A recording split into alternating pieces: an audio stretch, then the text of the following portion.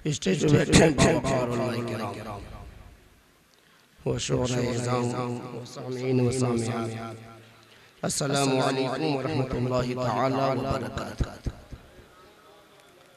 नहमदुहु व नुसल्ली अला रसूलिहिल करीम, अम्मा बअद, फ़अऊज़ु बिल्लाहि मिनश शैतानिर रजीम, बिस्मिल्लाहिर रहमानिर रहीम। फसलू अहला ज़िक्रि इन कुन्तुम ला तअलमून।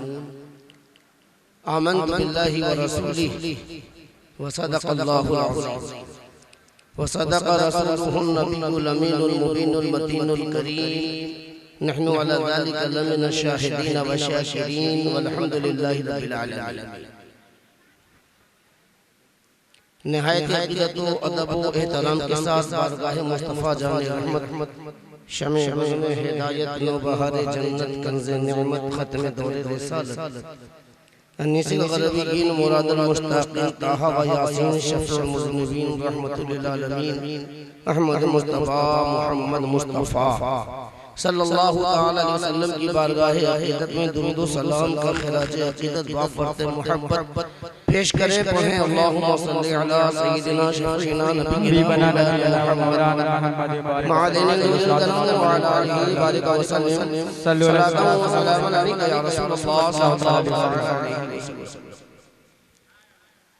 बड़ी अच्छी समाअत है आप तमामी हज़रात की, लायक़ सद मुबारकबाद है आप तमामी हज़रात कि आप तशरीफ़ रखते हैं और यकीनन शायर सुन्नत जनाब याक़ूब उस्मानी साहब हालात बेहतर जो उन्होंने फरमाया है, बेशक जो इलाहाबाद के इलाके में, चूँकि वही कल भी मैं भी वही उसी इलाके मूसलाधार बारिश हो रही थी। इलाहाबाद का इलाका, मिर्ज़ापुर का इलाका, बनारस का इलाका, आज़मपुर का इलाका और कई जगह लोगों ने मस्जिद में प्रोग्राम का इंतजाम किया। लेकिन जब बाहर में और पंडाल में जलसा शुरू हो जाता है तो पढ़ने वाले का भी इश्क और सुनने वाले का भी इश्क इजाजत नहीं देता कि फिर उठकर चला जाए। तो फिर क्या होता है, फिर सुनने वाले भी बारिश में भीग कर सुनते हैं और सुनाने वाला भी भीग कर सुनाता है और ये नहीं देखता कि बाद में क्या होने वाला। तो उसका तो लिहाज होना चाहिए। आवाज हमारी मुतासिर बिल्कुल ज़हन गुंबद खज़रा की तरफ लगा, जैसा कि इशारा आला हज़रत ज़ैनुल बरक़त ने फरमाया, जानो दिल होश ख़िदर सब तो मदीने पहुँचे, तुम नहीं चलते रज़ा सारा तो सामान गया। इसी ज़हन फ़िक्र में रहकर दो तीन शेर सुने कि अल्लाह की एक ख़ास अता, बिल्कुल तवज्जो, यानी गुंबद खज़रा के करीब जा चुके हैं आप, गुंबद खज़रा के करीब जा चुके हैं, जाली मुबारक बिल्कुल करीब है। अब आप रसूल अकरम सल्लल्लाहु अलैहि वसल्लम से अर्ज कर रहे हैं, अल्लाह की एक खास अता हो तो तुम ही हो। अल्लाह की बारगाह, रसूलुल्लाह की बारगाह पहुंचे, अल्लाह की एक खास अता हो तो तुम ही हो। इंसान के लिए फजल खुदा हो तो तुम ही हो। अल्लाह की एक खास अता हो तो तुम ही हो।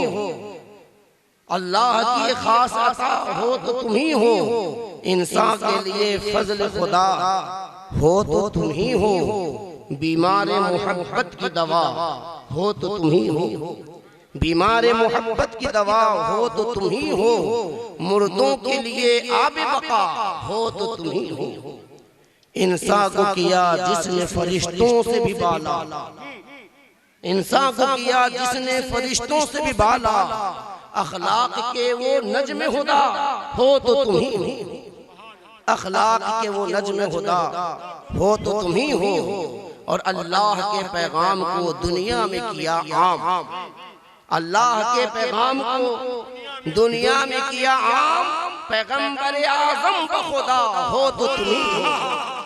पैगंबर आज़म बखुदा हो तो तुम ही हो। अल्लाहु अकबर। या रसूल अल्लाह, आजा का हिंदुस्तान जिंदाबाद। का खामोश मुसलमान हद हो गई। पैगंबर आज़म बखुदा बोलो या रसूल हो तो तुम ही हो। अल्लाह के पैगाम को दुनिया में किया आम। पैगंबर आजम बखुदा हो तो तुम ही हो, और जुल्मत कदा दहर को जिसने किया रोशन, जुल्मत कदा दहर को जिसने किया रोशन, वो माह शबिस्तान हिरा हो तो तुम ही हो, वो माह शबिस्तान हिरा हो तो तुम ही हो। अब आने को तो यूं आए हैं कितने ही पैगंबर, आने को तो यूं आए हैं कितने ही पैगंबर, महबूब खुदा उनमें शहा हो तो तुम ही हो, महबूब खुदा उनमें शहा हो तो तुम ही हो। और की अक्सा में नबियों की इमामत शब मेराज, की अक्सा में नबियों की इमामत शब मेराज, मेहमान खुदा सल्ले अला हो तो तुम ही हो। सुभान अल्लाह, सुभान अल्लाह, माशाअल्लाह। की अक्सा में नबियों की इमामत शब मेराज, की अक्सा में नबियों की इमामत शब मेराज, मेहमान खुदा उनमें शहा हो तो तुम ही हो। नारे तकबीर, अल्लाहु अकबर। पूरा मजमा लगे कि आप मदीना शरीफ में हैं। नारे तकबीर, अल्लाहु अकबर। नारे रिसालत, या रसूल अल्लाह, इश्क़े रसूल जिंदाबाद, जिक्रे रसूल जिंदाबाद, मोहब्बत रसूल जिंदाबाद, पैगामे रसूल जिंदाबाद, आमदे रसूल जिंदाबाद, मीलादे रसूल जिंदाबाद, हदीसे रसूल सहाबे रसूल आशिकाने रसूल खानदाने रसूल जिंदाबाद। की अक्सा में नबियों की इमामत शब मेराज, महबूब खुदा मेहमान खुदा सल्ले अला हो तो तुम ही हो। और ये देखें कि कुफ्र हो या शिर्क हो या जहल व ज़लालत, कुफ्र हो या जहल हो, कुफ्र हो या शिर्क हो या जहल व ज़लालत, सबके लिए दारुए शिफा हो तो तुम ही हो, सबके लिए दारुए शिफा हो तो तुम ही हो। और पहुंचा न जहां कोई भी ऐ बुलबुल सिदरा, पहुंचा न जहां कोई भी ऐ बुलबुल सिदरा, उस बज़्म भी नगमा सरा हो तो तुम ही हो। सुभान अल्लाह, सुभान अल्लाह, क्या कहना, माशाअल्लाह। हो तो तुम ही हो। और ज़ेबा है शफाअत तुम्हें ऐ शाफ़िए महशर, बारगाहे मुस्तफा में जाइए तो ये बात जरूर कहिए, ज़ेबा है शफाअत तुम्हें ऐ शाफ़िए महशर, हम आसी के लिए रोज़े जज़ा हो तो तुम ही हो, आसी के लिए रोज़े जज़ा हो तो तुम ही हो। अल्लाह के खास अता हो तो तुम ही हो, इंसान के लिए फजल खुदा हो तो तुम ही हो। बड़ी तेजी के साथ, चूंकि एक खतीब जो बेमिसाल बावकार शोहरत सिर्फ हिंदुस्तान ही में नहीं बैरून मुल्क भी जिनका गलगला है, आपके बीच तशरीफ रखते हैं। बेहतरीन शायर जिसके शेर व सुखन में दिलकशी है, जिन्हें हबीबुल्लाह फैजी कहते हैं, आप हजरात उन्हें समाअत करनी है। मैंने जो आयत करीमा की तिलावत का एक जुज़ का शर्फ हासिल किया, फस्अलू अहल ज़िक्र इन कुंतुम ला तालमून, बस तुम जिक्र वालों से पूछो अगर तुम्हें मालूम नहीं, जिक्र वालों से पूछो अगर तुम्हें मालूम नहीं। मैं सिर्फ इस पूरी आयत करीमा से जिक्र पर बात करना चाहूंगा कि फस्अलू अहल ज़िक्र, ये अहल ज़िक्र से मुराद कौन। इसकी तफसीर कई मुफस्सिरीन दो जिहतों से की, दोनों जिहतें अगर आगे जाकर मिलती हैं तो मतलब एक निकलता है। अहल ज़िक्र से तमाम मुफस्सिरीन ने जो बिल इत्तिफाक इस पर इजमा किया है, उससे मुराद उलमाए हक़। फस्अलू अहल ज़िक्र, अगर तुम्हें मालूम नहीं है तो उलमाए हक़ से पूछो। और फिर उसके बाद एक तफसीर ये है कि फस्अलू अहल ज़िक्र से अगर सिर्फ उलमाए हक़ है तो फस्अलू अहल इल्म क्यों नहीं। फसलू अला जिक्र क्यों है? तो बाद मुफस्सिरीन सूफी कराम फरमाते हैं कि यहाँ अहले जिक्र से मुराद सिर्फ इल्म नहीं है, बल्कि वो इल्म है जो अल्लाह उन्हें वहबी भी अता फरमाता है, कसबी भी अता फरमाता है और इल्म लुदनी भी अता फरमाता है। यानी फसलू अला जिक्र से जिक्र में वो आलिम भी शामिल हैं जो सिर्फ किताब पढ़कर नहीं पढ़ते, बल्कि लोहे महफूज भी देखकर पढ़ते हैं, लोहे तहदीर भी देखकर पढ़ते हैं। चूंकि ये उससे मुकद्दस है और मिलादे मुस्तफा है, इसलिए मैंने इसे मौज़ूए सुखन बनाया है ताकि एक साथ मिलादे मुस्तफा का जिक्र और फिर एक वली कामिल का जिक्र होता रहे। अल्लाह रब्बुल इज्जत ने इस्लाह उम्मत के लिए आखिरी नबी के बाद औलिया किराम का सिलसिला बरकरार रखा है और मुमकिन है कि हर 40 अच्छे इंसान बाशरा इंसान में अल्लाह का एक वली मौजूद। अल्लाह रब्बुल इज्जत ने इस्लाह उम्मत के लिए एहतमाम किया कि नबियों को भेजा। इसी की एक कड़ी ये जलसा है कि हम इस्लाह उम्मत के लिए हम जलसा का इनेकाद करते हैं ताकि अल उलमा वरसतुल अंबिया, जो उलमा हैं वो आकर तशरीफ लाएं और इस्लाह उम्मत की कोई बात। हर चीज का एक मकसद। आप घर से निकलते हैं, आपका एक मकसद होता है, या तो बाजार जा रहे हैं, या तो स्कूल जा रहे हैं, या तो ऑफिस जा रहे हैं, या कॉलेज जा रहे हैं, रिश्तेदार के यहाँ जा रहे हैं, कोई मकसद है। और निकलने वाले से कोई पूछे कि आप कहाँ जा रहे हैं और ये कहे कि मुझे मालूम नहीं कि हम कहाँ जा रहे हैं, तो आप उन्हें दीवाना कहेंगे, आप उन्हें मजनू कहेंगे कि चल तो रहा है लेकिन इसकी नजर मरकज पे नहीं है, मकसद पे नहीं है। इसी तरीके से जलसे का भी एक मकसद होता है। अगर मकसद है तो जलसा कामयाब, हमारा आना कामयाब, आपका बैठना कामयाब। और अगर मकसद से जलसा खाली है, जुलूस खाली है, मिलाद की महफिल खाली है, कोई भी महफिल मकसद से अगर खाली है तो याद रखिए आप रात भर बैठकर आप खाली लौट रहे हैं। मकसद क्या है? अल्लाह का खौफ, नबी की मोहब्बत और लोगों के अंदर जो बेराह रवी के चाल चलन है उसे सुधारा जाए, इस्लाह हो, इंसान के अंदर एक इनकलाबी जज्बा पैदा। तो इल्म जिक्र आगे जाकर एक होते हैं, इसलिए कि दुनिया में कोई वली ऐसा नहीं है जो जाहिल है, कोई वली जाहिल नहीं होता। अल्लाह जिसे अपना महबूब बनाना चाहता है, अल्लाह उसे पहले इल्म अता फरमाता है। अब रही बात ये कि कोई 20 साल मदरसे में रहकर भी उतना हासिल नहीं करते जो चंद मिनट में किसी की बारगाह में जाकर हासिल कर लेते, लेकिन करते जरूर। सैयदना जुनैद बगदादी सैयद ताइफा बगदाद के जय्यद आलिम, बड़े आलिम। मैं अपने मौजू पर बड़ी तेजी के साथ आ रहा हूं, तवज्जो का तालिब। तो जुनैद बगदादी बहुत बड़े आलिम, और जुनैद बगदादी का जमाना और बहलोल दाना का जमाना, दोनों का जमाना एक। बहलोल दाना एक तरफ है, इधर जुनैद बगदादी है। जुनैद बगदादी वो हैं जिन्होंने सारी किताबें छान डाली, वो एक ही वक्त मुफस्सिर भी है, मुहद्दिस भी है, फकीह भी है। दूसरी तरफ बहलोल दाना है सब कुछ, लेकिन सनद कुछ भी नहीं। न उन्हें कोई मुहद्दिस कह रहा है, न उन्हें कोई फकीह कह रहा है, न उन्हें कोई मुफस्सिर कह रहा है, लेकिन है सब कुछ। इन्होंने पढ़ा है। फर्क क्या है? अगर अहलुल इल्म आ जाए तो मुराद होता है कि पढ़ा है, और अहलुल जिक्र अगर मुराद लिया जाए तो मुराद होगा कि पिया है। तो पढ़ने से भी हासिल इल्म होता है और कभी पीने से भी इल्म हासिल होता है।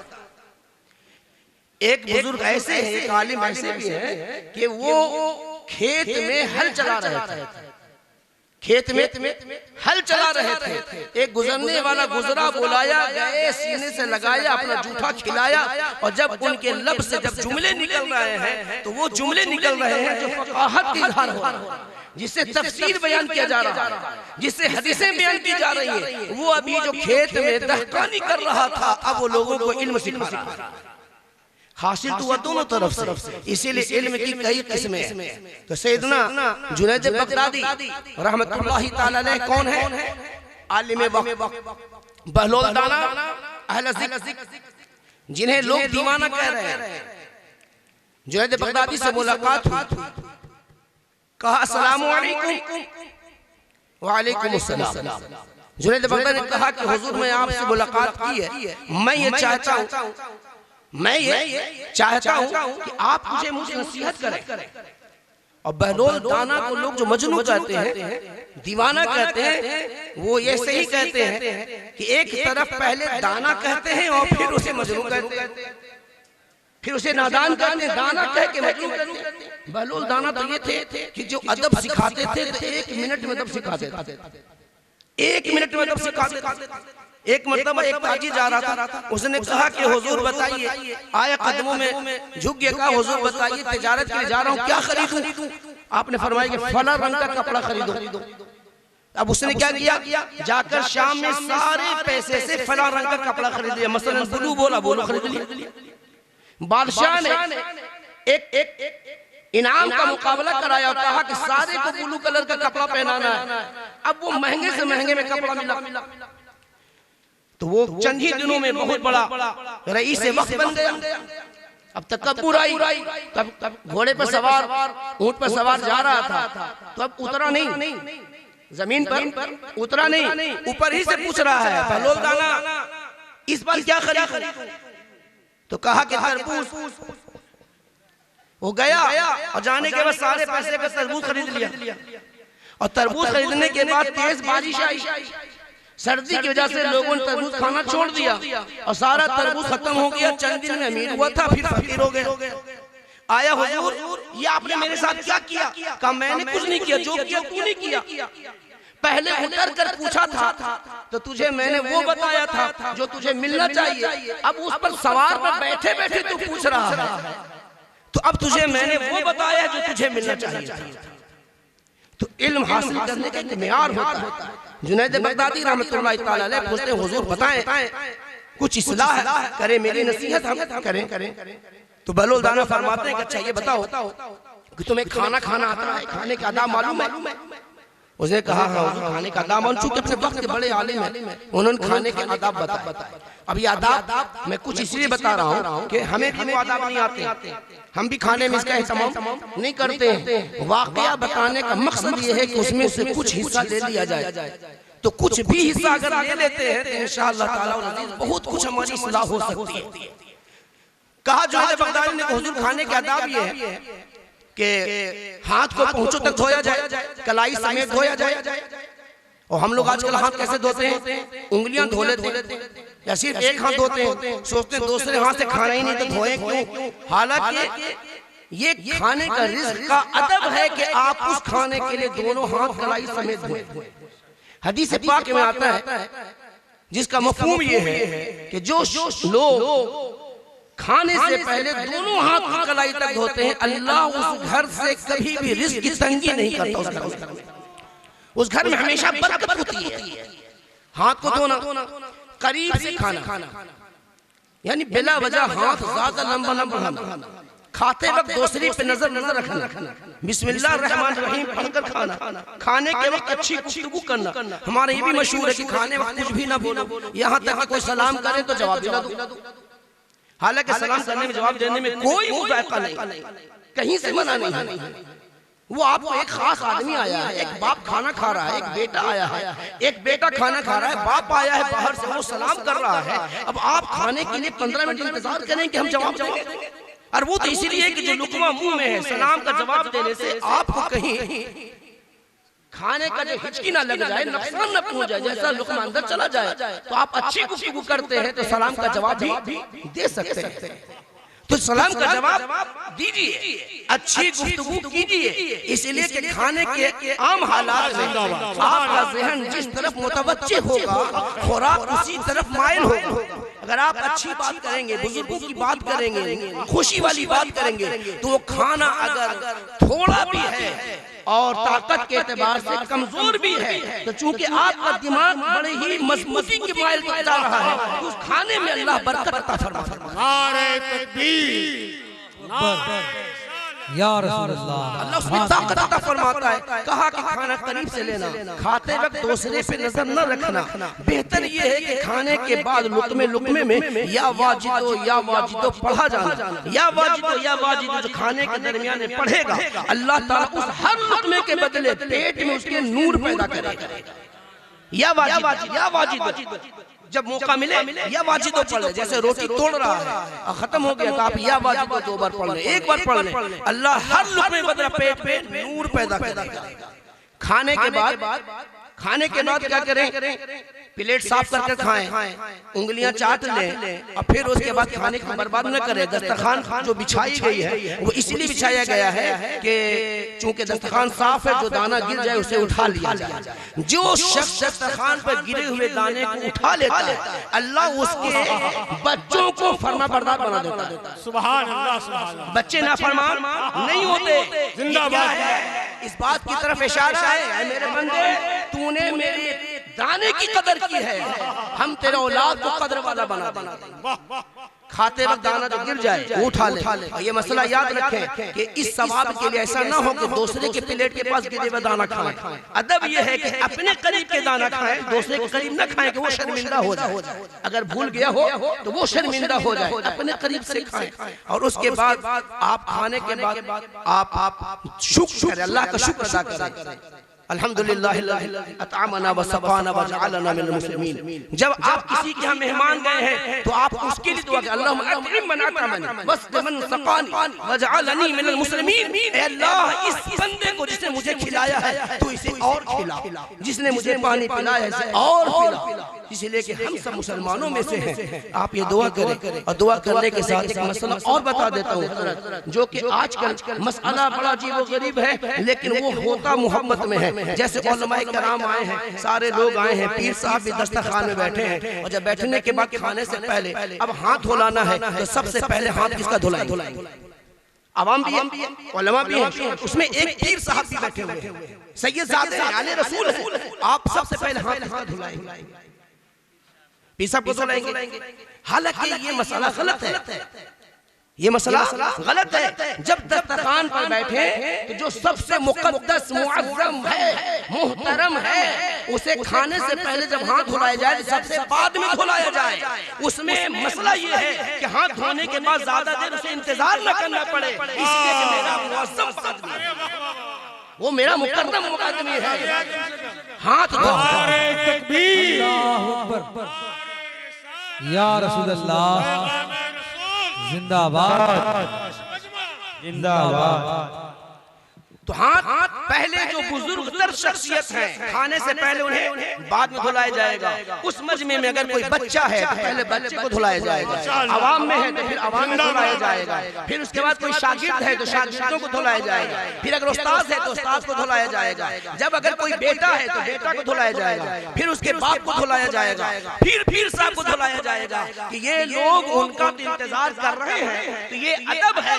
लेकिन अगर उन्हें पहले हाथ धुला दिया गया, अब बच्चों का इंतजार कर रहे हैं, अब वो अवाम का इंतजार कर रहे हैं, ये अदब के खिलाफ है। लेकिन जब खाना खा चुके हैं तो सबसे पहले बुजुर्ग का हाथ धुलाया जाएगा, इसलिए कि अब उन्हें इंतजार नहीं कराना है, पहले हाथ धुला कर उन्हें फारिग करना है।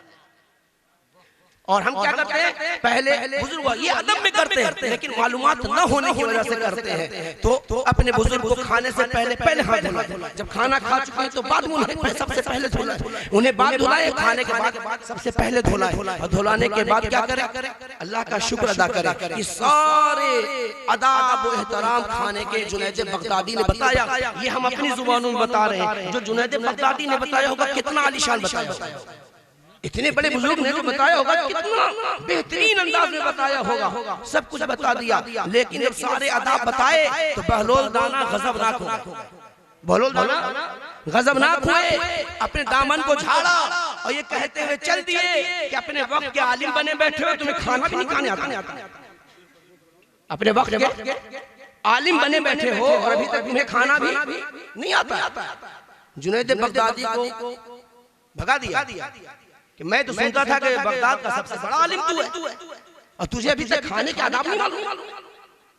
जब वो चले गए तो जुनैद बगदादी पीछे पीछे जाने लगे और जुनैद बगदादी के पीछे सैकड़ों उलमा जो आपके शागिर्द थे पीछे पीछे। कहा हुजूर वो दीवाना क्या उसके पीछे जाते? कहा वो दीवाना देखने में दीवाना लगता है, मुझ जैसे को कह गया कि तुझे खाने का अदब नहीं मालूम है, वो यकीनन कुछ रखे हुआ है, हमें हासिल करना है।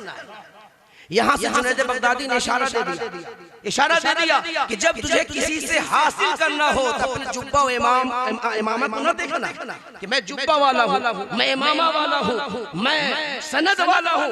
नहीं, जहाँ से मिलना हो वहाँ जुब्बा और दस्तार को किनारे कीजिए और उसके दामने करम में आइए ताकि जो आपको मालूम नहीं है वो हासिल हो सके। इज्जत हासिल करने में जाहिर रहकर इमामा दस्तार पर पहनना ये इज्जत नहीं है। जुब्बा इमामा ना हो लेकिन अंदर में इल्म से आपका सीना मुअत्तर हो, ये आपके लिए कामयाबी की दलील। जुनैद बगदादी गए, जाने के बाद कहा अस्सलाम वालेकुम। जवाब दिया वालेकुम सलाम। कौन? कहा वही जुनैद। अब अपनी तारीफ करा रहे हैं हजरत, अपनी तारीफ करा रहे हैं। क्या तारीफ करा रहे? वही जुनैद जिसे खाने के अदब भी नहीं मालूम। अपनी तारीफ क्या करा रहे हैं? वही जुनैद जिसे खाने के आदाब नहीं मालूम है। अब आप हम अपना मुहासबा करें। अगर इमाम साहब ने किसी को कह दिया कि आपको तो अभी सही से सूरह फातिहा भी नहीं आता, तो उसी दूसरे दिन से उसे निकालने की प्लानिंग शुरू हो जाएगी कि इसने मुझे कैसे कह दिया। और जुनैद बगदादी खुद कह रहे हैं वो जुनैद जिसे खाने के आदाब मालूम नहीं है। आज के कम पढ़े लिखे को कह दिया जाए कि आपको सना नहीं याद है, आपको दुरूद इब्राहिम याद नहीं है, आप पढ़ लें तो आप गुस्से में आ जाते हैं। भाई इन्हें तमीज नहीं है। भाई आप उनके तमीज से आपको क्या मतलब है? आप ये देखें कि आपको सूरह फातिहा नहीं आता, इस पर तो गौर करें। आप होशियार न बने, अक्लमंद बने। होशियार जो होता है वो दूसरे की इस्लाह करता है, जो अक्लमंद होता है वो अपनी इस्लाह करता है। होशियार न बने, अपनी इस्लाह। कहा कि वो जुनैद जिसे खाने के आदाब भी मालूम नहीं है। तो कहा कि फिर जब मालूम ही नहीं है तो फिर क्यों मेरे पीछे आया? कहा हुजूर मैं चाहता हूं कुछ नसीहत। तो कहा अच्छा छोड़ो, खाने की बात छोड़ दो, बात करने आती है गुफ्तगू के आदाब मालूम है? कहा हुजूर मालूम। हुजूर मालूम? कहा सुनाओ। अब जुनैद बगदादी ने गुफ्तगू के आदाब बताने शुरू। हुजूर हमारे इल्म में जो है वो गुफ्तगू के आदाब ये है कि गुफ्तगू मौजू पर हो, गुफ्तगू मौजू पर हो, यानी जिस बात को आप कर रहे हैं। जैसे मेरे नबी सल्लल्लाहु ताला अलैहि वसल्लम कभी आते और सहाबा कराम खाने के बारे में बात कर रहे होते तो मेरे नबी सीधे नमाज नहीं करते, आप पहले खाने ही की बात करते और उसी की सुन्नत और उसकी अच्छाई बयान करते, क्या खाना चाहिए क्या नहीं खाना चाहिए। इसलिए कि हम जो बयान करते हैं वो इल्म पढ़ के बयान करते हैं और नबी जो है वो इल्म से बयान नहीं करते। नबी जो बयान करते वही इल्म बनता है। नबी का बयान जो है वो इल्म है और हम इल्म लेकर बयान करते हैं। तो मेरे नबी जब सहाबा अगर सफर की बात करते तो मेरे नबी भी सफर की बात करनी शुरू कर देते। मेरे नबी जब कोई खाने की बात करते तो उसी की अच्छी बातें बताना शुरू कर देते। तो कहा कि मौजू के मुआफिक बात। फिर उसके बाद जो सामने वाला गुफ्तगू मुतकल्लिम है, जो बात करने वाले बात कर रहा है, वो अगले वाले से सामने वाले के इल्म के मुताबिक बात करे। ऐसा ना हो कि वो बेचारा खेती करने वाला आपसे कुछ पूछ रहा है और आपने अरबी सुनाना शुरू कर दिया, आपने इंग्लिश के लंबे लंबे अल्फाज देने शुरू कर दिए ताकि आपका रोब दबदबा उस पर बैठ जाए। ये जानते हैं आप रोब दबदबा जो बैठा रहे हैं ये रोबो दबदबा नहीं है, ये हिमाकत है। ये हिमाकत है कि आपको ये भी नहीं मालूम है कि अगले से मुझे बात किस लैंग्वेज में करनी चाहिए, किस अंदाज में करनी चाहिए। बात करो तो नर्म लहजे में करो, लहजा आपका तवाज़ु इंकिसारी का आकाश हो और फिर उसके बाद जब उसे आप बात करने लगे तो पहले उसे सलामती की दुआ दे दें। जब बात खत्म हो जाए तो कोई अगर दुनियावी बात भी हो तो आप पहले उसके आखिर में कोई दीनी बात करके सलामती पर खत्म। इतने अच्छे आदाब बयान करने के बाद जुनैद बगदादी का बयान करने पर बहलोल दाना का गुस्सा और दुगना हो गया, गजब से लाल हो गए। कहा कि खाना तो खाना, इस बंदे को बात करने के आदाब नहीं मालूम, इस बंदे को गुफ्तगू के आदाब मालूम नहीं है, कहां से आया। ये वाकया को मैं निस्बत दे रहा हूं सईदी सरकार सैयदना कादिर शुकुला रहमतुल्लाहि तआला अलैहि की तरफ कि एक वली के करीब जब हम जाते हैं तो हमें क्या मिलता है। अल्हम्दुलिल्लाह अहले जमात का दोनों तरफ से मामला भारी है कि हम उलमा को भी नहीं छोड़ते हैं, हम औलिया को भी नहीं छोड़ते हैं, हम उलमा के भी करीब हैं, औलिया के भी करीब हैं, औलिया से उलमा से सीखते हैं और औलिया से उस सीखने में बरकत की दुआ कराते हैं। इसीलिए कि दोनों चीजें जरूरी है। अहले सुन्नत जमात का ये दो चीजें जरूरी है। आपको अगर जेहते काबा के बारे में पूछना हो, नमाज के रुकन के बारे में पूछना हो, कौन सा रुकन किस तरीके से अदा करना हो, तो आपको जाना पड़ेगा आलिम के पास। आलिम आपको जेहते काबा बताएगा, क़याम का तरीका बताएगा, रुकू का तरीका बताएगा, सुजूद का तरीका बताएगा। लेकिन अगर आपके पास ये दिल में ख्याल आ जाए कि हुजूर हम नमाज पढ़ते हैं लेकिन लाख कोशिश के बाद मुझे नमाज में खुशू और खुशू हासिल नहीं होता, तो जानते हैं वो रुकू और सुजूद बताने वाला, रुकू सुजूद बताने वाला खुशू और खुशू का मौजू नहीं बताएगा। उसके लिए किसी अल्लाह वाले के पास जाना होगा, किसी निस्बत वाले के पास जाना होगा। ये निस्बत वाले क्या करेंगे, एक जेहते काबा बताएगा और ये निस्बत वाले आपके दिल पर निगाह रखकर आपके नमाज में खुशू और खुशू पैदा कर देंगे। इसीलिए हमें दोनों की जरूरत है। सैयदना पहलवान ने क्या किया, गजबनाक हुए, दामन को झाड़ा, आगे भागे। कहा कि ऐसे आदमी से बात नहीं करते जिसे खाना भी नहीं आता, जिसे बात करने का तरीका नहीं मालूम। आगे बढ़े, जुनैद बगदादी फिर आगे बढ़ना चाहे, उनके शागिर्दों ने जो उलमा की जमात से पकड़ लिया, हुजूर पीछे क्यों वक्त जाया कर रहे हैं। आपने जो तारीफें बयान की हैं, हम लोग भी आपसे पढ़े हुए हैं, इसमें एक ही गलती नहीं। आपने 100% सही कहा है, मैं जिम्मेदारी ले रहा हूं तमाम उलमा, आप इसके पीछे पड़ते हैं। कहा कि बात बेटा मामला बात सही होने न होने की नहीं है, मुझे भी मालूम है कि जो मैं कह रहा हूं सही कह रहा हूं, लेकिन ये बंदा खुदा जलाल में क्यों आ रहा है, ये नाराज क्यों हो रहा है, वजह क्या है। मैं तो जाऊंगा। फिर आगे जाने के बाद कहा अस्सलाम वालेकुम सलाम। कौन अब अपनी तारीफ क्या करा रहे हैं, वो जुनैद जिसे न खाने आता है न जिसे बात करने आता है, वो जुनैद आपके पास आया।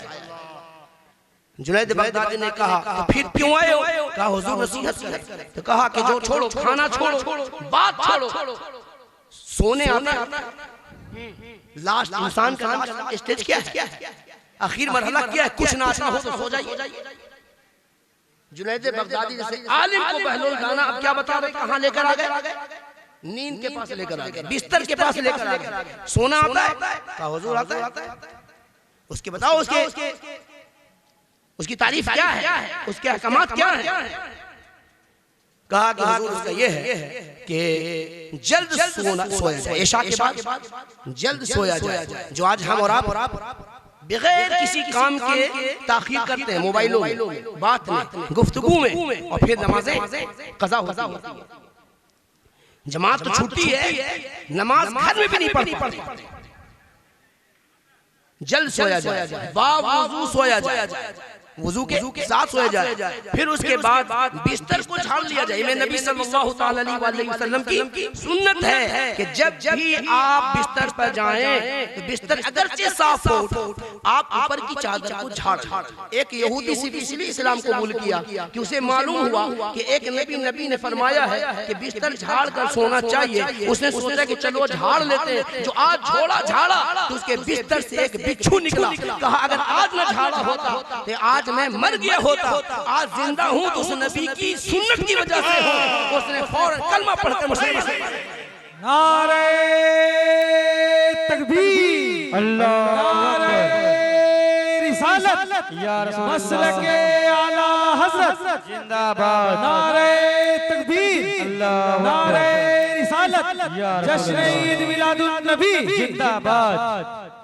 लेकिन आज एक यहूद नसारा हमारे नबी की सीरत को पढ़कर आपके अखलाक हसना को देखकर ईमान ला रहे हैं, लेकिन हम जो नबी की उम्मत है, नबी के हम आशिक कहलाते हैं, हमारा हाल क्या है? इसी को नजर में रखते हुए नादरी साहब, सरमाए इफ्तिखार, सरताजुल उलमा, फकीह आजम, मुहक्किक यगाना, मुहाफिज अज़मत रिसालत, हुज्जत लाहिक़ बर्रा, मुजद्दिद कामिल इमाम अहमद रज़ा फाज़िल बरेलवी ने बड़े ही दर्दनाक बोला, शब रात भर सोना तुझे, दिन लहर में खोना तुझे, शर्मे नबी खौफे खुदा ये भी नहीं वो भी नहीं। आज हमारे पास न खौफे खुदा है न नबी से शर्म है कि हम नबी का नाम लेते हैं लेकिन उनकी सुन्नत पर अमल नहीं करते हैं। हमें हर चीज बताया गया, हम आजाद नहीं हैं, हम नबी के गुलाम हैं। हमें पानी पीना है तो गुलामी करनी है, खाना खाना है तो गुलामी करनी है, सोना है तो गुलामी करनी है, पढ़ना पढ़ाना है तो गुलामी करनी है। हम आजाद नहीं है। ये वो गुलामी है जो अल्लाह के रसूल का गुलाम बनता है, फिर वो जब आजाद होता है तो माहौल माशरे के हिसाब से आजाद नहीं होता, अल्लाह उसे जहन्नम से आजाद फरमा देता है। अगर आपको जहन्नम से आजाद होना हो तो नबी की गुलामी में आना होगा। कहा हुजूर मेरी नसीहत करें, कहा कि जब बताओ सोने के आदाब क्या है, सोने के आदाब बताया, और आदाब में ये भी है अगर हो सके तो अगर आप कर ले बेहतर है कि आप सोने से पहले सूरह मुल्क एक बार पढ़ लें, या फिर अगर किसी पर कर्ज का मसला है तो रोज रोजाना सोने से पहले सूरह वाक़िया पढ़ ले। मेरे नबी ने फरमाया है सोने से पहले अगर कोई सूरह वाक़िया पढ़ लेता है उस घर में अगर समंदर के छाप के बराबर भी कर्ज होगा, अल्लाह उसे जल्द से जल्द अदा करा देगा। सोने का दाम बयान फरमाया, कहा सीधे करवट सोए, सीधे करवट सोए, चिकना सोए, पैर को फैला कर ना सोए, बल्कि आम लफ्जों में जो हमारे उलमा बताते हैं लफ्ज़े मोहम्मद बनकर सोए, यानी सीधे करवट सोए, सीधे हाथ को अपने सर के नीचे आप अपने पैरों को मोड़ लें। जब इस नक्शे को आप देखेंगे तो लगेगा कि आप मोहम्मद लिखे हुए हैं, आप ऐसे सो जाएं। सोने के सारे तरीके बयान कर दिया, दुआ क्या पढ़ी जाती है वो भी बयान कर दिया। जब ये बयान किया तो ऐसा नाराज हुए कि जैसे कि अब इनसे दोबारा मुलाकात की कोई गुंजाइश नहीं होगी। कहा है शख्स तुझे मैं ये इतना नहीं जानता था, खाना तो खाना, बात तो बात, मुझे तो सोना नहीं आता, तुम्हें सोना भी नहीं आता, ये कहकर जाने लगे। तब जुनैद बगदादी जो कि आलिम जो होते हैं ना वो मंतिकी भी होते हैं, अब अपने फलसफा और मंतिक को बरुए कार लाया और जाने के बाद क्या किया, दाना के दामन को पकड़ा। कहा हुजूर अभी आपने कहा कि तुझे खाना नहीं आता, आप ही ने कहा तुझे सोना नहीं आता, आप ही ने कहा तुम्हें बात करने नहीं आती। जब आपने कह दिया तब आप पर बताना वाजिब,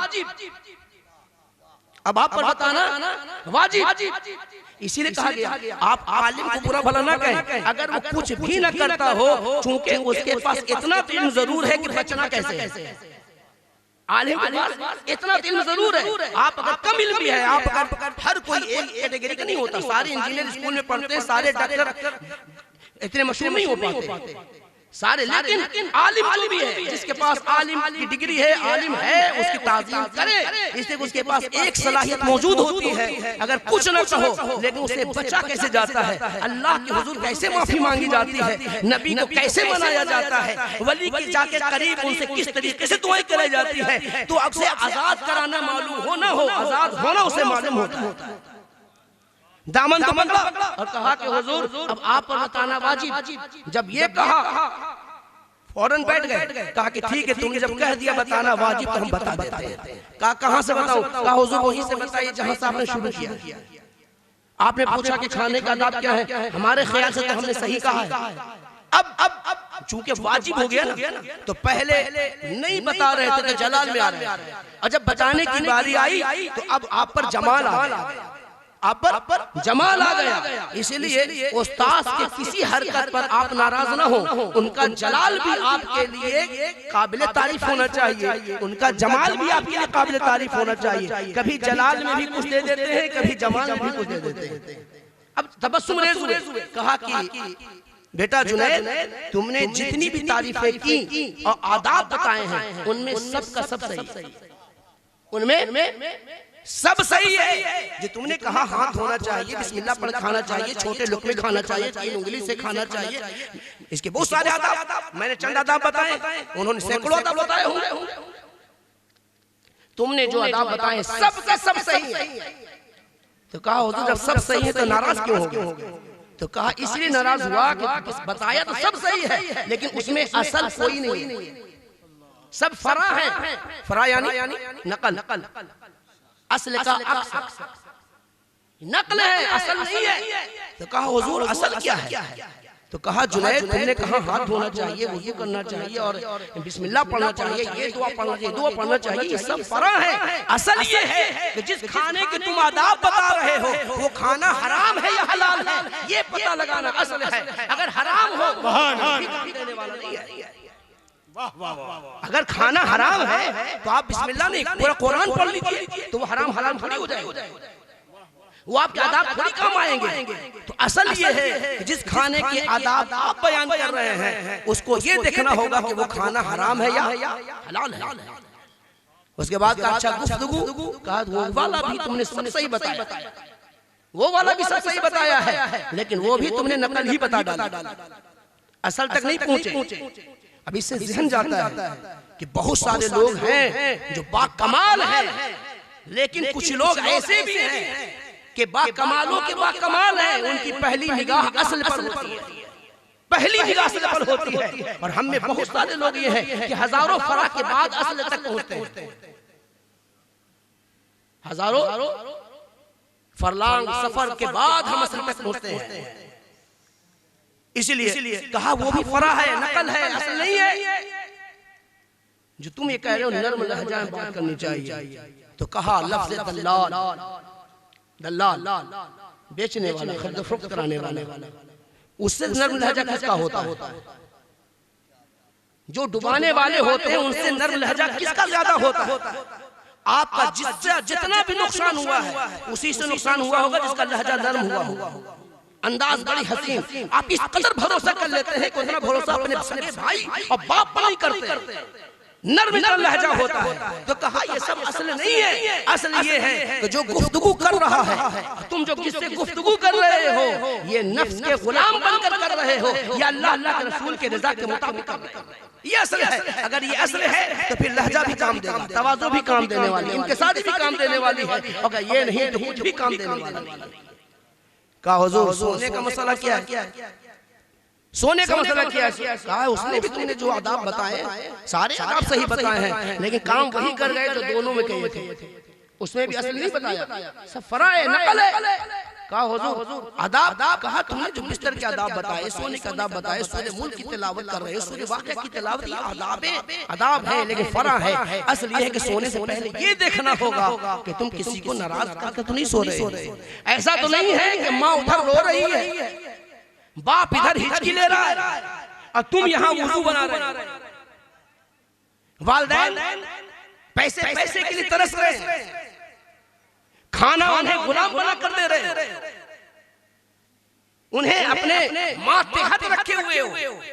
एक वालिद बारगाह मुस्तफा में पहुंचा, अर्ज किया या रसूलल्लाह सल्लल्लाहु तआला अलैहि वसल्लम, एक शख्स पहुंचा, या रसूलल्लाह सल्लल्लाहु अलैहि वसल्लम मेरा बाप बगैर पूछे मेरे पॉकेट में से पैसा निकाल लेता है।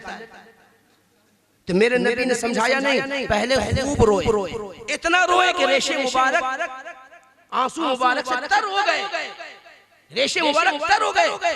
वो बंदा परेशान हो गया, हुजूर क्या हुआ?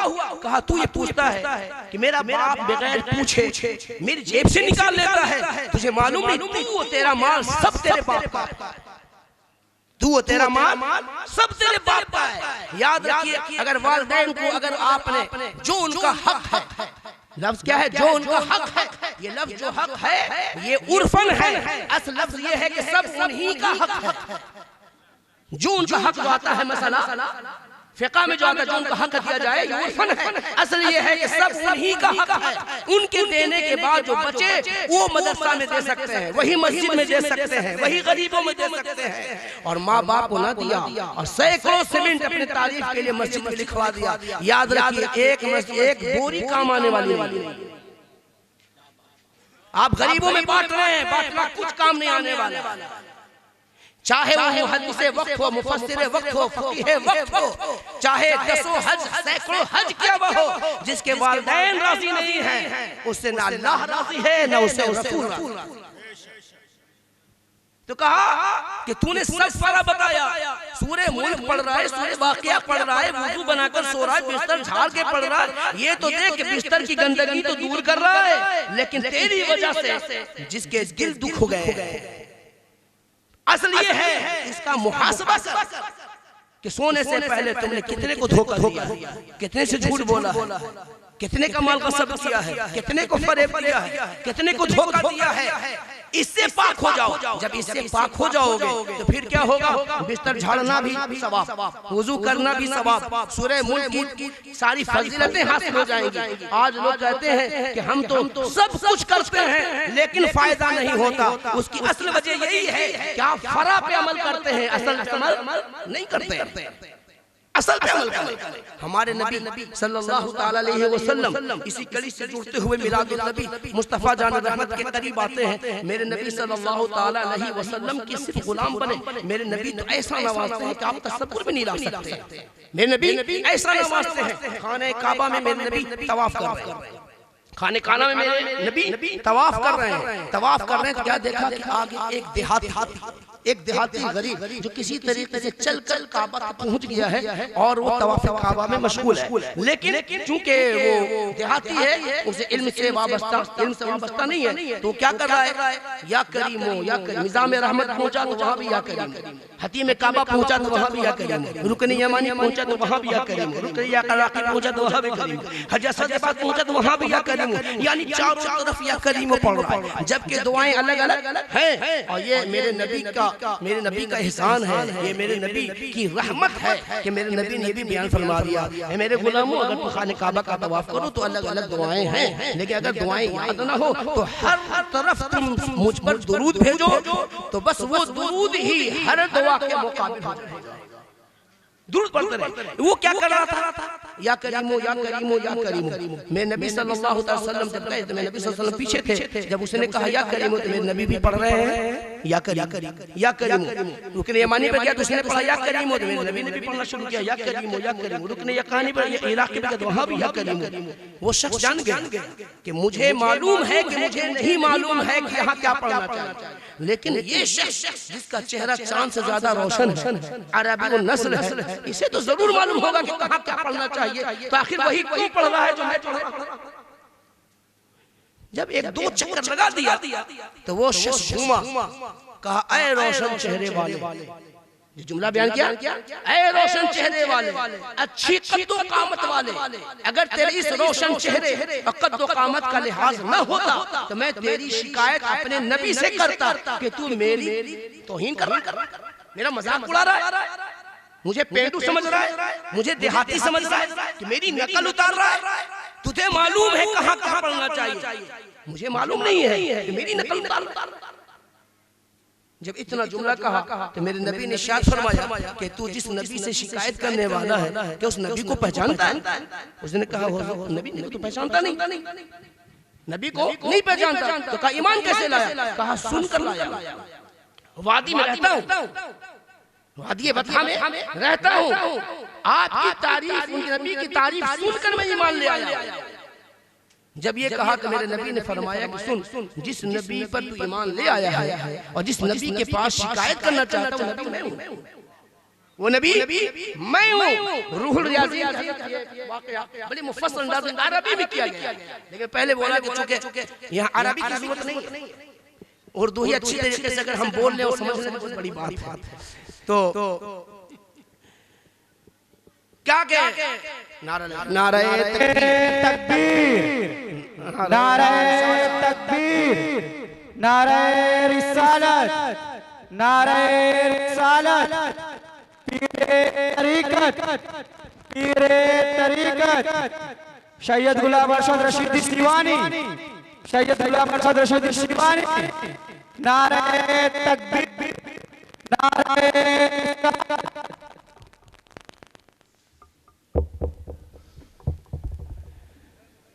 दुरूद पाक पढ़े, अल्लाहुम्मा सल्ली अला सय्यिदिना शफीना नबीना मौलाना मुहम्मद बारिक वसल्लम सलातो व सलाम अलैका या रसूलल्लाह सल्लल्लाहु तआला अलैहि वसल्लम। हज़रत मोहतरम, तो मैं नबी सल्लल्लाहु तआला अलैहि वसल्लम ने इरशाद फरमाया कि मैं ही तुम्हारा नबी हूं, तुमने कैसे ईमान लाया? तो उसने कहा कि हुजूर आपकी शान सुनकर मैं लाया हूं। जब ये बयान किया, जब मैंने ये बयान किया तो क्या हुआ? हमारे नबी सल्लल्लाहु ताला अलैहि वसल्लम ने उसे दिलासा दिया कि मैंने तुम्हारा मजाक नहीं उड़ाया, बल्कि मैंने तुम्हारी दिलजोई की।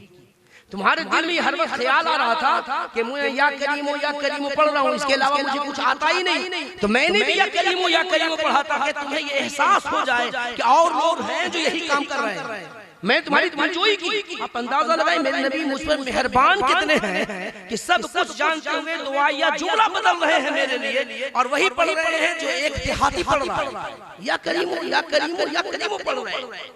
फिर क्या हुआ? जिब्रील अमी आ गए। जिब्रील अमी आ गए। अर्ज किया या रसूल अल्लाह सल्लल्लाहु अलैहि वसल्लम, अल्लाह तबारक व तआला आपको सलाम कहता है और इस बंदे से कह दे कि अल्लाह तुम्हारा हिसाब लेगा, अल्लाह तुम्हारा हिसाब लेगा। मेरे नबी सल्लल्लाहु अलैहि वसल्लम ने फरमाया कि ऐ बंदे खुदा, संभल के रहो, इस्लाम कबूल कर चुके हो, इस पर अमल करो, इसलिए कि मैदान महशर अल्लाह हिसाब लेगा। जब ये जुमला कहा तो उस देहाती ने क्या किया? कहा या रसूल अल्लाह सच में हिसाब लेगा? नबी ने फरमाया हाँ अल्लाह हिसाब लेगा। तो कहा अगर अल्लाह हिसाब लेगा तो हम भी हिसाब लेंगे। देहाती ने क्या कहा? अगर अल्लाह हिसाब लेगा तो हम भी हिसाब लेंगे, मैं भी उसका हिसाब लूंगा। मेरे नबी सल्लल्लाहु अलैहि वसल्लम इतना रोए कि आपकी दाढ़ी मुबारक तर हो। कहा बंदे खुदा तू अल्लाह से क्या हिसाब लेगा? अल्लाह ने तुझे सब कुछ दे दिया है, उसका हिसाब लेगा। तूने क्या किया है जो हिसाब लेगा? कहा या रसूल अल्लाह अगर वो मेरे गुनाहों का हिसाब लेगा तो मैं उसकी बख्शिश का हिसाब लूंगा। अब पूछूंगा कि फिर मेरे गुनाह ज्यादा हैं या तेरे बख्शिश की दरिया जो मौजन हो रही है वो ज्यादा? अगर मेरे खताओं का हिसाब लिया गया तो मैं उसके मुआफी का हिसाब लूंगा, अगर मेरे बुख्ल का हिसाब लिया गया तो मैं उसके शान करीमी का हिसाब लूंगा। जब उस देहाती ने ये जुमला कहा तो जिब्रील अमीन फिर आए, आने के बाद कहते हैं या रसूल अल्लाह इस बंदे से कह दे और खुशखबरी सुना दे कि ना वो मेरा हिसाब ले ना मैं इसका हिसाब लूंगा, मैं इसे जन्नत में आपका पड़ोस बना दूंगा।